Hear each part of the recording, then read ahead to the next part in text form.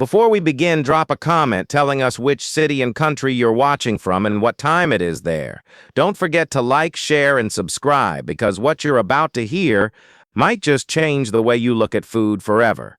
They called it culinary terrorism. At first it sounded like a joke, a bad one, the kind humans would post in meme forums and forget by breakfast. But when the Galactic Federation officially filed a decree labeling Earth's cuisine a Class 4 biochemical hazard, nobody was laughing, except the humans. Ambassador Lyrics of the Terran dynasty had barely recovered from a near-fatal spice exposure during a diplomatic dinner hosted in New Bangkok. The footage leaked, of course. One moment he was politely poking a fork at something called foul curry.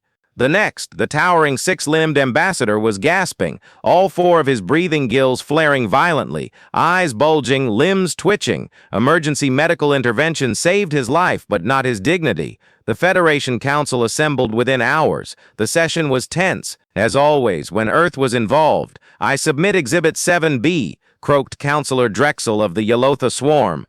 This is a substance known as ghost pepper. It registers at over 1 million Scoville heat units. By our standards, this is a weapon. Laughter echoed from the Earth delegation. I see you find this amusing, Representative Monroe, said Drexel with a hiss. Rebecca Monroe didn't smile. Not exactly. It's not a weapon, she said. It's a fruit. More murmurs. Some horrified, some intrigued. Councillor Taloon of the Vishari Confederacy raised a translucent fin. Is it true your species also willingly ingest fermented bacteria cultures that produce ethanol? You mean beer? Monroe said, absolutely, and that you allow these culinary concoctions to alter your neurological state during gatherings. They're called parties, and this is safe? She shrugged. Depends on how many you have. The room pulsed with uneasy energy. Councillor Granox, whose species consume nutrients via photosynthesis, looked ready to throw up, assuming he had a digestive tract. Let me summarize, Granox said, pressing claws to his temple. You consume volatile capsaicinoids, acidic fermentation, protein chains that decay and emit ammonia, blue cheese, Monroe confirmed, and substances that can induce hallucinations? Monroe paused. We call that pufferfish sushi. But yeah, it's delicious. Gasps. A few representatives actually recoiled. Chancellor Ailaran, the oldest and most influential voice in the Federation, finally spoke. Humans, your culinary traditions are incompatible with galactic health protocols. We have no choice. From this moment, Earth cuisine is hereby banned within Federation territories. Distribution, consumption, or trade of these substances will be considered an act of aggression. There was silence. Then Monroe stood. She picked up her briefcase, placed it on the table, and opened it. Inside was a neatly wrapped lunch. What is that? Alarin asked. Pulled pork sandwich, she said, with Carolina Reaper sauce. The Chancellor leaned back. You dare. She bit into it. Slowly. Chewed. Swallowed. No words. Just eye contact. That's when the cameras started flashing. And that's when humanity's culinary war began. It wasn't fought with ships or soldiers. It was fought with pop-up restaurants, food trucks, viral cooking streams, underground supper clubs on rogue moons, secret spice exchanges in the back alleys of starports. A single packet of Szechuan pepper oil could sell for a month's wages in some systems.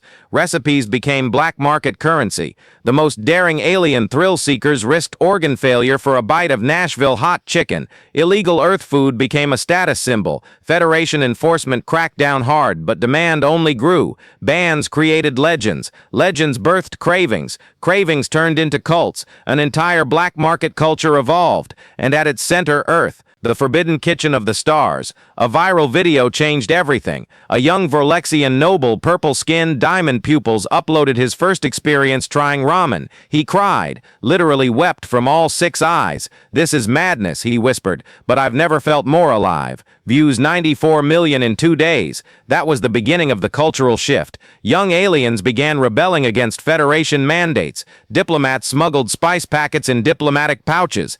Peacekeeping officers mysteriously lost confiscated burritos. One interstellar patrol ship allegedly mutinied after the captain banned garlic. Soon, protests broke out. On core worlds, alien youth chanted, Let us taste. In a desperate move, the Federation launched Operation Gut Shield, an initiative to develop synthetic, alien-safe replicas of Earth food. The results were mixed. The textures were wrong, the flavors dulled, the soul absent. Meanwhile, humans did what humans always do. They adapted. Rebecca Monroe became a legend, the spice emissary. She opened the first diplomatic culinary mission on a neutral asteroid. She called it Flavor Station 1. Within months, it had wait lists longer than ambassadorial appointments. A treaty was proposed, not of war or trade, but of taste. The Galactic Federation relented, somewhat.